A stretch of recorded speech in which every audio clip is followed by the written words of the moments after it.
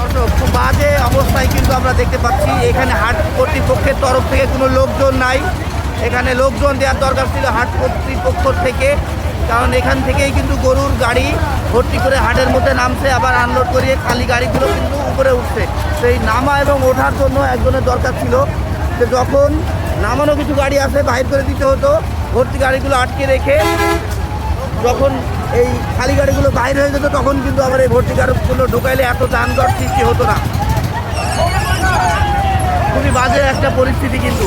গরু, ছাগল, মানুষ, বিশেষ করে এই যে গরুগুলো আসছে এবং মানুষগুলো, গাড়িগুলো সব কিছুই কিন্তু অনেক হুমকির মুখে আমরা দেখতে পাচ্ছি। যখন যে কারোর সাথে যে কোনো একটা খারাপ কিছু হয়ে যেতে পারে। এই যে এখানে আমরা আবার বিশাল দেহের বাঘা বাঘা রাজকীয় পাহাড়ি মহিষ দেখতে পাচ্ছি কিন্তু।